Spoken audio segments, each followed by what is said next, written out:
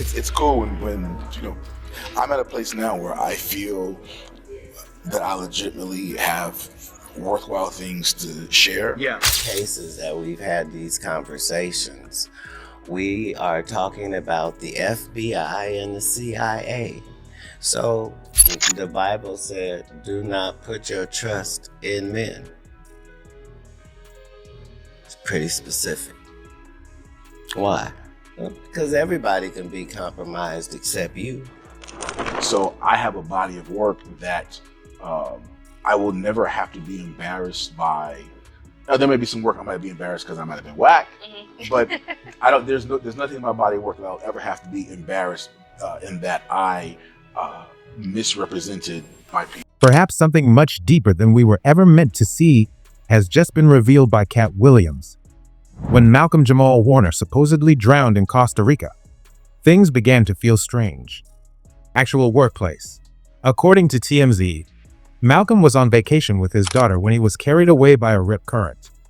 Doctors, onlookers, and even Katt Williams himself are all expressing suspicion that this may have been more than a tragic accident.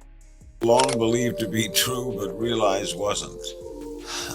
Well, as one of the main opponents of the Illuminati, I always wanted to know what information they had that we did. Was Malcolm scheduled to die? Was a physician bought off? Was this just another exceptional takedown disguised as bad luck? And this isn't simply some crazy fan speculation. We have direct quotes from the scene, footage that Malcolm released just before his death, and even contradictory assertions from Costa Rican officials. You all know how upset Katt gets when he begins to rescind delete games. They attempted to cancel him after he revealed company secrets the last time. He is accusing doctors on payroll of having a plot to cause Malcolm's unexplained death this time. First things we saw when we pulled up to the beach, signs in Spanish and English warning people about potentially hazardous conditions. This sign even giving a roadmap for how to escape a rip current. Continue reading because you will see that this was no typical beach mishap once we discuss the missing lifeguards, the second unnamed fatality, and the unsettling final video Malcolm shared on Instagram. This is the official story then. Actor Malcolm-Jamal Warner, who is most known for playing Theo on The Cosby Show, was discovered dead on the Playa Grande beach in Costa Rica on July 25, 2025. He was 54 years old. He drowned after being dragged beneath by a rip current, resulting in asphyxia, according to several news sources. Where officials say a dangerous rip current swept away Malcolm-Jamal Warner, the Cosby Show star, drowning in secluded paradise on Sunday. What makes that beach so treacherous? You know, it's similar to other beaches where there are strong rip currents that are deceiving. Mike Geist helps run a volunteer lifeguard organization here. He says while no lifeguards were on duty that day, Geist's friend, who happens to be a trained lifeguard, was there to surf and discovered Warner unresponsive in the water. Costa Rica's Red Cross says they were able to rescue another man alive who was taken to a clinic in critical condition. Rica, Jesse, officials say Warner's autopsy is now complete. It was completed this morning, according to authorities, Tom, and they say that it confirmed that Warner's drowning death was, in fact, an accident. However, TMZ discovered a second victim who was also rescued under the water and taken to a nearby facility in critical condition. This was the true plot twist. We still don't know who that individual is. It is yet unknown what ails them. Playa Grande is well known for its rip currents, as anyone who has visited Costa Rica knows. The kicker is this, though. That day, no lifeguards were on duty. Additionally, they acknowledged that warning signs about hazardous rip currents are there. However, that day, the beach was entirely unpatrolled for some reason. No equipment, no backup, nothing. Now you might wonder why a deadly beach was left unattended. And why was a second victim so completely absent from the story? So even before conception, we were very clear we were having a girl. And I knew that I needed a girl first to kind of ease me into it because I have a pretty good idea of what kind of father I would be. Mm-hmm. So I needed a girl to kind of, slow me down and warm, and soften me up, if you will. So for me, raising my daughter, I came into fatherhood already with a certain maturity and certain understanding of male-female dynamics. And with a girl, all of that starts with the father. So I've always, since I literally pulled her out of my wife. Things get gloomier here. A local vacationing doctor reportedly hurried into the sea to assist. What he witnessed continues to haunt him. I saw a shadow dive down and drag the individual out. He was taken out of the water without any vital signs, according to the doctor. Additionally, despite performing CPR techniques on the beach, resuscitation failed. Here's what he added, though, that didn't garner any attention. In addition to the choppy sea, there weren't many people on the beach. Due to a shortage of supplies, the lifeguards were absent. What sense does that make now? You have a well-known American celebrity swimming in hazardous waters with no emergency services, no medical assistance, and no supervision. Make choices. I think it's not a biggest choice for others. I'm saying at the end of the day, Kevin doesn't have to worry about what people are going to say about him wearing a dress because of the long line of dress wearing people before him. So now we have Big Mama's house 1, 2, and 3. Yeah. I've never seen Medea in a pantsuit. I think she wears dresses. So now I'm saying, why are we picking on poor little Kevin Hart? Because it was his turn next. Some of us are against the Illuminati. We are against the Illuminati at our own detriment.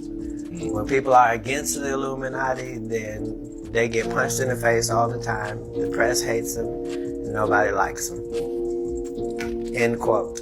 We all love Dave Chappelle. Exactly. Dave Chappelle has never been a part of the Illuminati. They don't want him or me or people like us. And now, some fans are suggesting that the helpful doctor might not have been a random bystander.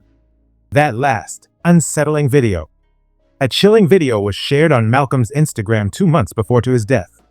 The video shows him wearing a Dodgers cap and a flower behind his ear while driving around Atlanta on his daughter's birthday. His words now have a different impact. I can assure you that there will be at least one reason to smile. If not, be the source of joy for others. Thus, he says peace and love as he closes the video. I'll be back shortly. All I have is that. Listen to love, for it's been a while. Love and peace. And I'll be back soon, I guess. But he never returned. The following is what has supporters furiously scowling.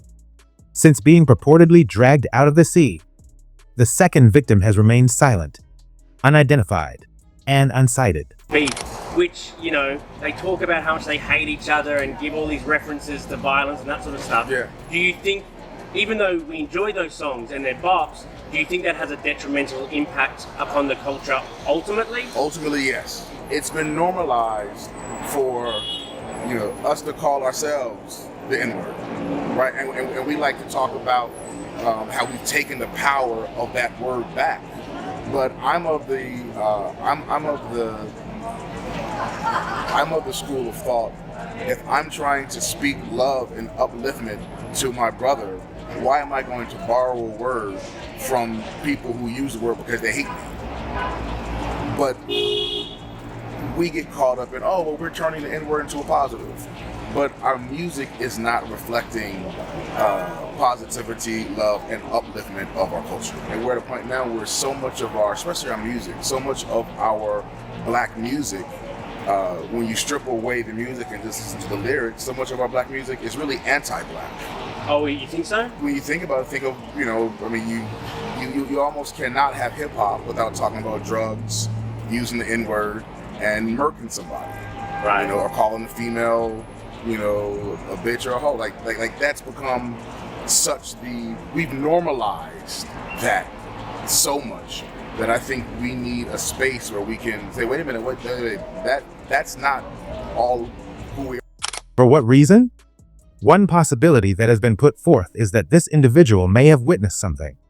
Perhaps Malcolm was being pursued. Perhaps he struggled before entering the water, and now they've been taken away, possibly gagged, or even bought off to remain silent. So, who stood to gain from Malcolm-Jamal Warner's disappearance? Fans suspect that this may have something to do with the drama of The Cosby Show, because Warner was one of the only cast members who, in spite of the legal issue, refused to openly criticize Bill Cosby. That Warner apparently knew about some networks' involvement in child exploitation and was preparing to go public is seen by some as going further. And just consider what happened to Matthew Perry, Aaron Carter, and Bob Saget if you think that's unrealistic.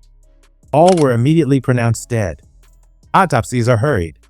Storylines nailed down, everyone.